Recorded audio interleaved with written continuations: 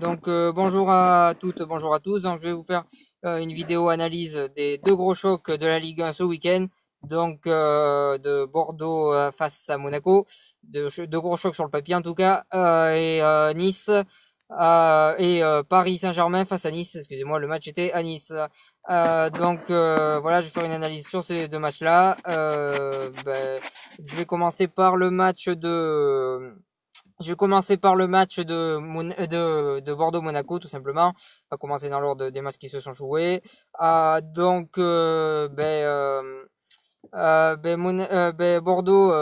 voilà, très fébrile en défense, très fébrile dans tous les secteurs du jeu.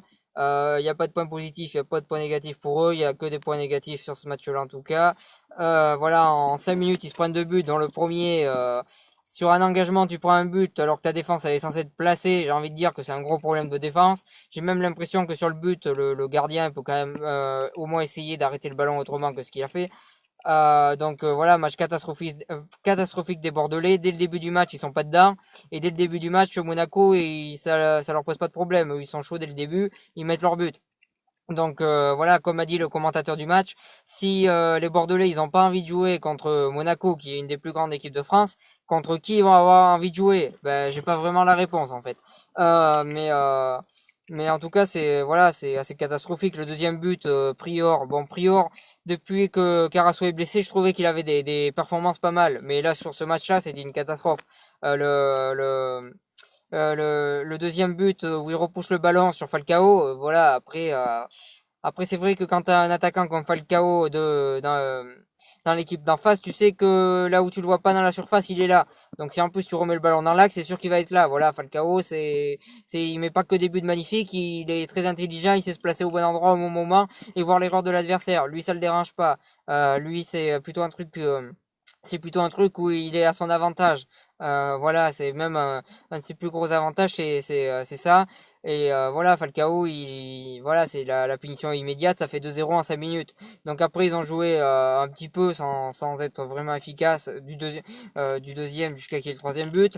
Au troisième but, ils sont complètement écroulés, ils en ont pris un quatrième, voilà, donc ils ont pris, voilà, ils font partie des équipes à s'être pris on va appeler ça une danse, on va appeler ça se faire écraser.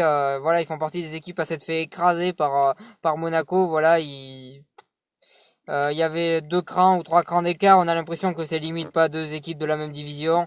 Voilà, côté bordelais, j'ai juste un truc à dire, c'est que ils ont eu Gilo, ça a pas marché. Enfin, ça a marché. Il était dans les premiers, mais il manquait ce petit truc pour faire une grande équipe, quoi. Ils ont eu Sagnol, ça a bien marché au début, puis à la fin, ça s'est complètement écroulé. Là, ils ont Gourvenec, ça marche pas terrible. Moi, j'ai l'impression que le vrai problème de Bordeaux, c'est certes les joueurs, vu que c'est eux qui sont sur le terrain depuis des années et qui font rien de spécial, mais c'est surtout les dirigeants. Voilà, qu'est-ce qu'ils veulent faire avec ce club, les dirigeants de Bordeaux? Moi, je comprends pas. Il n'y a pas d'objectif, il y a rien. Voilà, il y a pas d'objectif, il y a pas de truc rationnel, il y a rien. Bon, cette année, il y a eu un recrutement encore pas trop mal, parce que d'habitude c'était pas ça, mais cette année c'était pas trop mal. Voilà, il y a un bon mélange de vieux et de jeunes dans l'équipe, donc normalement ça devrait marcher pas trop mal à un moment donné quand même. Mais pour l'instant ça marche pas. Mais en tout cas cette année c'est un peu mieux niveau recrutement. Mais globalement, qu'est-ce que les dirigeants veulent faire de cette équipe? Moi je me pose la question. Voilà, c'est une des villes les plus connues dans le monde. Qu'est-ce qu'ils veulent faire de cette équipe? Honnêtement je comprends pas. Voilà, cette équipe de Bordeaux quand tu la regardes cette année, à part le match qu'ils ont joué contre Lyon et un ou deux autres matchs, mais elle est triste à avoir joué. On s'ennuie à regarder Bordeaux. Bon là on s'ennuie pas vu qu'ils en ont pris 4, mais théoriquement on s'ennuie à regarder Bordeaux cette année. Donc voilà. Après Monaco, match de folie. Voilà, Germain, j'ai juste un truc à dire. C'est Germain. Bon, déjà, il fait un match de fou. Voilà, il marque des buts, il fait des passes, il est partout. Il peut aussi jouer sur les côtés. Donc c'est un petit peu ce qui manque à l'heure actuelle en équipe de France, un joueur de côté. Donc pourquoi pas que Deschamps l'essaye très prochainement en équipe de France. Il a largement le niveau, il est en train de passer palier sur palier. Et moi j'aimerais bien le voir en équipe de France pour voir qu'est-ce que ça donne. Je trouverais ça intéressant. Voilà, c'est Germain très intéressant. Falcao, voilà, il est redevenu El Tigre. Voilà, c'est magique. J'adore ce joueur et je suis très content qu'il soit revenu à ce niveau-là. Voilà, je vais pas tout citer, je vais pas citer tous les bons joueurs de Monaco, pratiquement toute l'équipe, ils sont exceptionnels en ce moment. Sidibé qui met un but, qui met encore un but. Voilà, ils sont tous au sommet au sommet, enfin ils sont vraiment au sommet du niveau qui pourrait être. Voilà, c'est Monaco en ce moment, c'est vraiment le top du top. On se régale vraiment à les voir jouer. Je commence à penser qu'ils peuvent gagner le titre parce qu'ils ont franchement une équipe, voilà, une attaque de feu, une défense qui tient la route, un gardien, c'est pas la folie, mais il est pas mauvais. Donc honnêtement, Monaco, pourquoi pas être champion et tracasser le PSG. Et justement, c'est tout ce que j'avais à dire sur ce match. Et on va parler du PSG. Justement, la transition, elle est faite parfaitement. Là, c'était parfait. Bref, donc pour parler du match du PSG, donc 2-2. Donc je vais commencer par parler du match de Nice. Nice, ils ont joué en contre-attaque. Ça a très bien marché en première mi-temps. Voilà, coup franc magique de Cyprien. Cyprien qui met un coup franc juste somptueux. Voilà, c'est Ronaldo qui met ce coup franc. On n'en parle pas en 3 mois. Il est magique ce coup franc. Magnifique coup franc. Euh, voilà, pour moi c'est même pas une erreur de défense. Le coup franc il est tellement beau que pour moi il y a même pas d'erreur de défense là. Par contre le deuxième but, voilà, grosse erreur de défense. Marquinhos et Silva, je sais pas trop, ils sont perdus. Même si un contrôle de la main ils sont perdus. Donc ils sont perdus, ils savent pas où ils sont. Pléa il en profite, il met son but. Ils ont très bien joué sur contre-attaque. Ils auraient même pu marquer un troisième but. Donc le match de Nice il était honorable hier. Ils sont battus. Voilà, cette équipe de Nice depuis le début de la saison elle est intéressante. Et elle a été hier elle a plutôt été, même si elle a pas joué comme d'habitude, elle a joué en contre-attaque. Après c'était le PSG en face, donc ça se comprend qu'ils aient joué en contre-attaque. Très performance encore intéressante. Cette équipe de Nice, elle est vraiment en train d'essayer de créer un truc. Et contrairement à Bordeaux, elle a un président qui est vraiment en train d'essayer de créer un truc. Et c'est pour ça que ça se passe quelque chose sur le terrain. Et voilà la différence entre Nice et Bordeaux à l'heure actuelle, c'est celle-là. Voilà, voilà, ça marche bien sur le terrain, c'est intéressant à voir. Il y a un bon entraîneur, il y a des joueurs pas mal. Je pense pas que ça tienne toute l'année, mais je pense qu'ils joueront la Ligue des Champions quand même, parce que moi quand je vois jouer les 3 premières équipes du championnat et les autres, voilà, hier j'ai regardé par exemple Lyon-Rennes. Quand je vois jouer les 3 premières équipes du championnat et les autres, j'ai l'impression que qu'ils sont largement au-dessus. Ils sont largement au-dessus. Les trois équipes du haut de tableau, elles sont largement au-dessus sur les autres.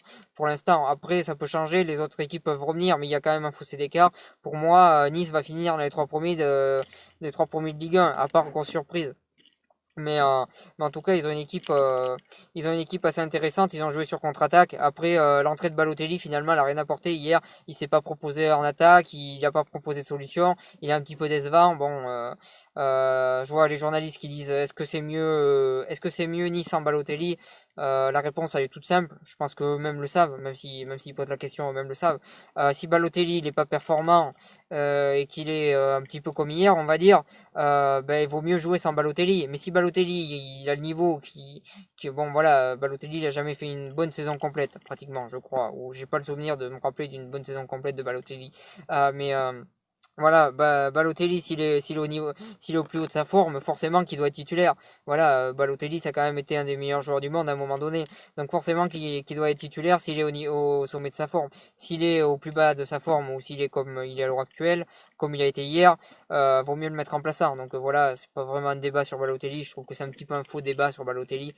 Bref, voilà. Donc côté PSG, en première mi-temps, ils ont souffert sur contre-attaque. Ils ont quand même dominé un petit peu. Cavani, on le critique, il rate beaucoup d'occasions, mais il met tellement de buts. Je suis pas sûr que les supporters parisiens peuvent lui en vouloir parce qu'il met toujours un ou deux buts. Voilà, il est toujours là, il vient même défendre, il est toujours là, il se bat vraiment. C'est vraiment un battant sur le terrain. Voilà, c'est pas le meilleur joueur du monde, mais c'est un mec qui se bat comme un fou sur le terrain. Il va en défense, il va en attaque, il se procure des occasions de fou. Après, il les met pas forcément, mais il est encore là. Voilà, c'est vraiment un bon joueur. Par contre, Di Maria, je comprends pas pourquoi que je vais pas encore parler de lui 100 fois, mais je vois pas pourquoi Kembry il s'acharne à le mettre sur le terrain. Lucas il essaye quand même des trucs. Ben Arfa il essaye quand même des trucs. Di Maria en ce moment il est juste il est pas là. Il est fantomatique. Il est pas bon du tout. Il est pas performant du tout. Di Maria pour moi il devrait être remplaçant au PSG à l'heure actuelle. Voilà, juste faire un petit électrochoc peut-être pour lui. Après il reviendrait mieux parce que pour l'instant il mérite pas d'être titulaire Di Maria. Donc la défense aussi de Paris est assez décevante sur ce match-là. Pourtant, c'est des bons défenseurs. Je pense qu'ils reviendront en forme à un moment donné. Un joueur qui est très décevant, en ce moment, c'est Areola. Voilà, 7 ballons cadrés, 7 buts. Enfin, hier, il y a eu un ballon cadré qui n'est pas rentré dans les buts, mais sinon, il a pris 7 buts sur 7 ballons cadrés d'affilée. Donc, ça serait bien qu'il se remette un petit peu à bien jouer, Areola, parce que ça reste un jeune gardien. Il a du temps pour progresser, mais ça serait bien qu'il commence à